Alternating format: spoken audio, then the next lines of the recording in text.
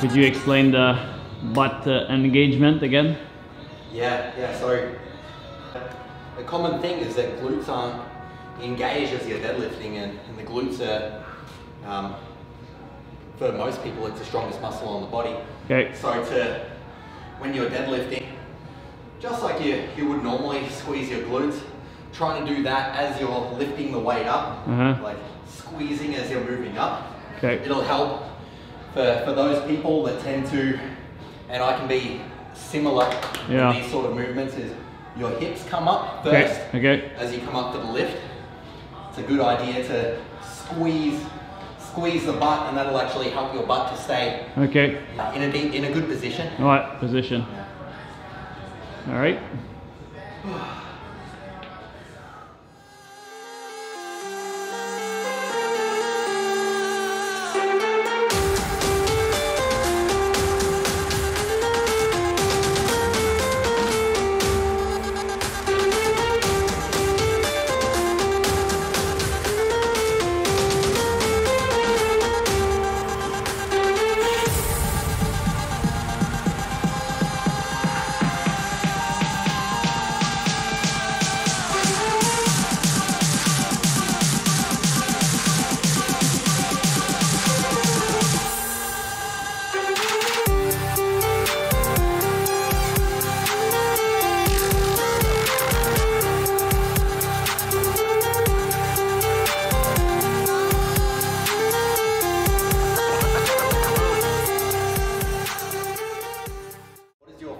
Book to date? To date? Yeah. Wow. Big question. Yeah, that's a good one. Why debate? There's one book that always follow me for life. When you asked me this morning, when did it started my spiritual journey, you can say. Yeah. There's one book, it's called The Peaceful Warrior by Dan Millman. Yeah. So you can look it up. Yeah, okay. It's a story of a gymnast. It's a real story of a gymnast who had a big accident. Yeah. And instead of continuing his physical endeavor, he went more into himself to find strength. Oh, cool. By having a mentor who was it's funny, his name was Socrates. Yeah. So that's a book that followed me for a long time. I actually met the author because I went to one of his conferences. Really? Cool. And Yeah. Awesome. So we can start with that book. Yeah. Oh, for sure.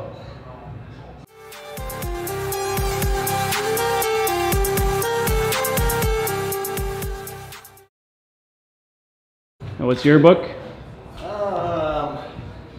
Well, if we're talking about one that's it's hard to find like a favorite book, but yeah, one that stays on my mind every now and then is probably The Alchemist. Alchemist, right? Okay. Yeah, because it's and especially in that spiritual sense, actually, because it's like when I had thoughts of moving to a different place. Yeah. The thought was, if I move to this different place, then it will be all sunshine and rainbows because, you know, like, it's new, it's better, there's better people there, whatever, but the moral of The Alchemist is that the treasure is this, pretty much, like, for a summary, the guy goes to search for the treasure, like on the other side of the world. He looks and sees all these amazing, wonderful things. Yeah. But he doesn't find the treasure. And when he gets back home, he finds the treasure like at his house. So it's like, pretty much like, to me, the moral of that is like, you'll never, if you're looking for your treasure elsewhere rather than in yourself, like you won't be likely to find it. Yeah. So that's it. It's probably my favorite one. That's a good story. Yeah. So, how come you're doing this one starting from the bottom rather than up here? Yeah, it's a good question. So instead of starting from there, when you start from up and you go down, what happens to the muscle? The muscle is like an elastic, so it's stretching. So what happens if the muscle stretch? It what's the name? It accumulate energy because it's stretching. So when you push, it's like an elastic that you stretch and you release. So I think it's the kinetic energy. Yeah. It helps to push. So it's good for performance when you want to push. Let's say in football, you want to make like a powerful push. But instead, if you start from the bottom, right away when you stretch, and then you wait for it, you wait, and then the kinetic energy releases.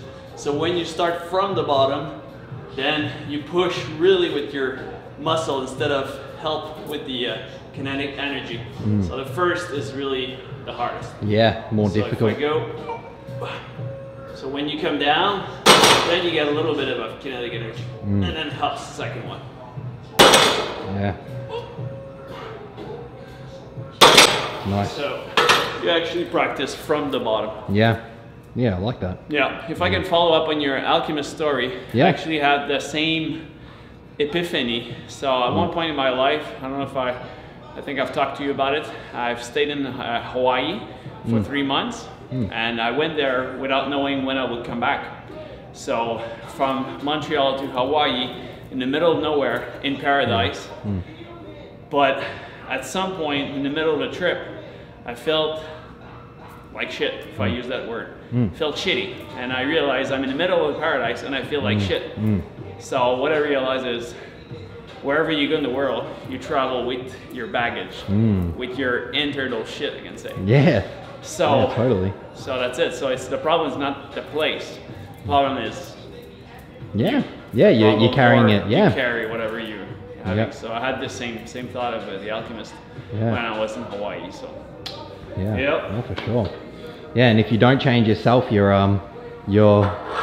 environment will slowly, it might not happen straight away if you move to a different place, but slowly but surely it will creep into if you're not willing to change yourself, slowly but surely your environment will reflect that, totally. Just what it did in the place that you were before. You attract. Yeah, for sure. Nice. Good stuff.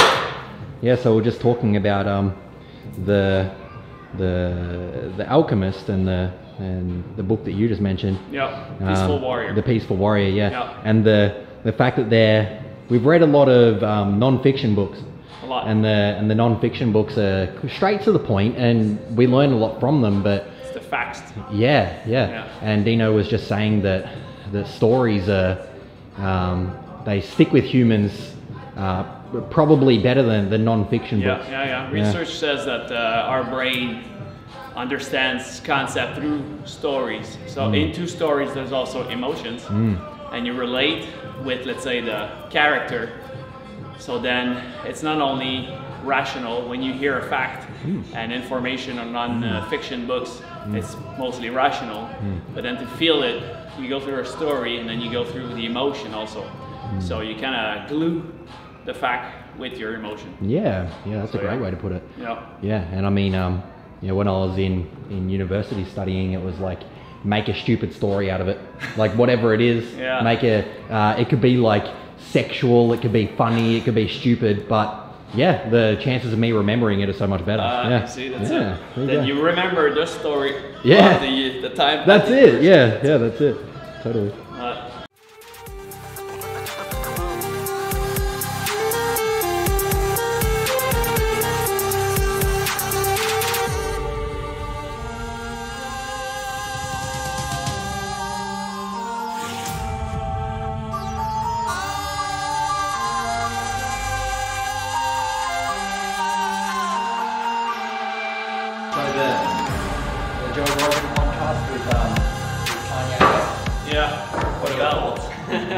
What are your... Yeah, it's a good, it was good. Yeah. Yeah, well, I'm about an hour in the podcast. Yeah. Feels like he can be misunderstood by a lot of people. Yeah, pretty easily. Yeah. He's got a lot of ideas. He's really creative. Yep. Yeah, so I don't know if he's connected to something that most are not, and because he's visionary in many areas. So yeah, that's it. I think he's it's almost like he's connected to something. It's almost like if you were to change a radio station, and it's like you're almost connected to it, but it's not like it's not super clear. It's like kind of how his ideas are coming out, because he has great ideas. But a lot of the time it's very scattered. I mean, I feel like I can be like that sometimes, but probably not to that extent. But can we execute like he does? Exactly. Yeah, that's the big thing. Yeah. So, because he was talking to Joe Rogan, he's like, he's got ideas about shelters, and he's like, oh, I have an engineer, and I'm talking to NASA, and what? He's got NASA on his phone. Yeah. We don't. Yeah, that's it. Wow. So it's interesting. Yeah, which is exciting. Like there's a lot of people who are just saying that he's crazy, but I mean at least he's executing with the ideas as crazy as they are. Yeah. He's executing. He's doing it all. Yeah. That's it.